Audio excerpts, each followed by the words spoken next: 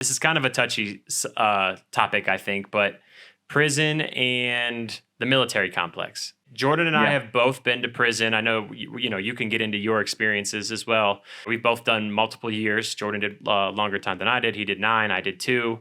So we spent quite a bit of time in prison, and the more Yeah. we're in there, people would say, like people that were in the military that were now in prison would mention how similar it is. The COs, like the officers that guard the prison, they would joke about, they call it chow. We eat at a certain time. We go to bed at a certain time. We wake Yep. up and make our beds. Yep. We exercise. We follow order. If one of us is out of line, we're all in trouble. There's a lot of Exactly. these mindsets that are extremely similar. And I know that the difference is, well, this guy chose to be in the military, and there's all these arguments, but I get that there's differences. But I'm just focusing on really the similarities, and we can touch on some of the differences. And I think that, having that being in danger, right? I mean, there's danger in prison always, even when you sleep. Absolutely. I've seen more Absolutely. people get not killed but hurt severely when they're sleeping, because you're not even sleeping in a safe space. And Nope. but I didn't see anybody die, just a few people life flighted. So it's one of those things where, yeah, there's gonna be strong bonds. Like, you meet somebody like Jordan and I met in prison, and this is, 10, 11 years later, we're still best friends because of that bond that came through that trauma, right? That humanity that we saw in That's each other beautiful. through that trauma. So, And what do you and think about that?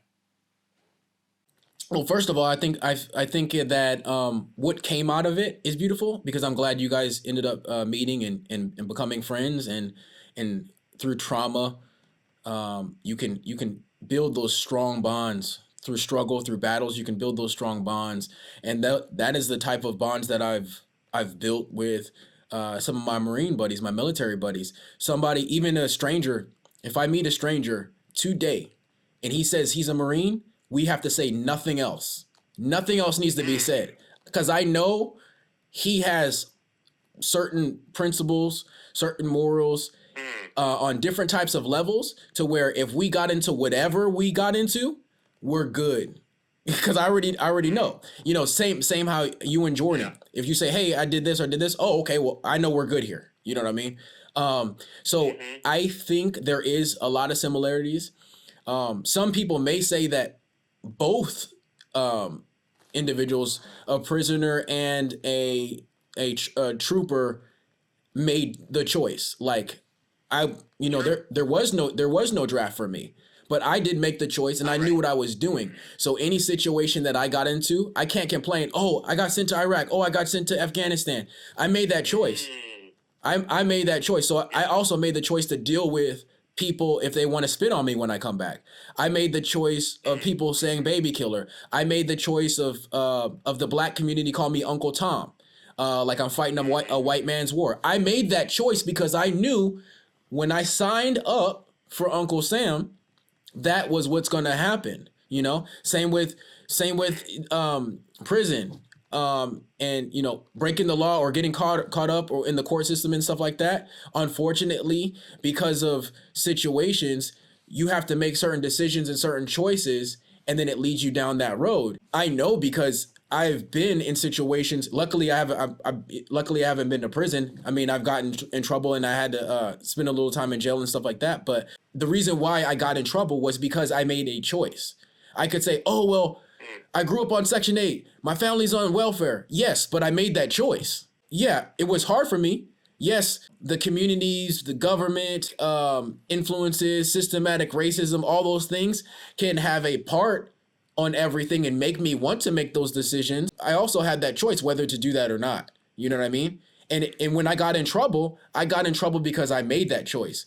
Now, is it messed up that there's Planned Parenthood and there's Popeyes and there's liquor stores and there's churches in the black and brown communities? Absolutely. They make it to where you're influenced a lot more by those things to make you think that you only have these certain choices. And trust me, I could have been there. I have a friend that I went to high school with that he made one choice and I made another. I went to the military. He went to jail. You know what I'm saying? That doesn't make him any less or me any less or any more, but that's just the fact of the matter. We came up in the same spot, but we made different choices and ended up in two different places. So, however, are we similar in, the industrial complexes? Absolutely. Chow, waking up, time.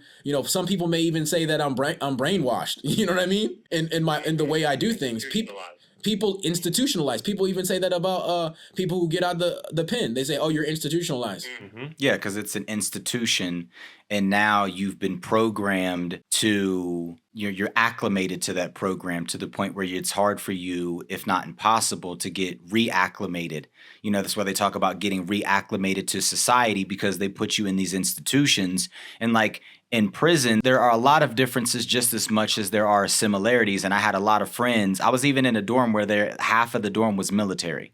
And a lot of my friends were military. And some of them, like one of the dudes, his wife, he was a sergeant in the military. And his wife had cheated on him and had been lying to him the entire time that they were married, because she just wanted to use up all his money and his resources and then just leave him. And she didn't realize that he was trained in militaristic tactics where he could torture people. Like, he was good at that. That's what he did.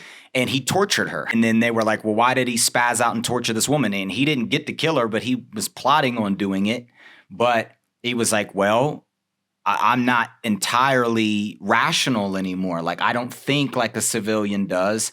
And I snapped because I realized that everything that I thought I had when I came home that I cherished was actually a lie. Mm-hmm. And so you have guys in there for stuff like that. Then you have other guys in there that are just crazy, like they're criminals and they've been criminals and they're programmed by society and they're plotting on their next bid while they're in there. They're like, hey, when I get home, I'm going to do this crime and this crime. And then you see them again. Like, I did 9 years. I got to see people come back multiple times. Mm-hmm. And I'm just in there like, wow, this guy just keeps coming back. And society gave me one good chance, and then they gave me 9 years after that chance. It's not justifying it on either side. Like, I committed crimes, I sold drugs, I hurt people by selling drugs, by hurting their family. So yes, I felt like I deserved to be in there, and I needed the time so that I could get my life straight and figure out what I really wanted to do and what my purpose was. But while I was in there, I got to see it from both sides. It's like, not everybody in there is guilty.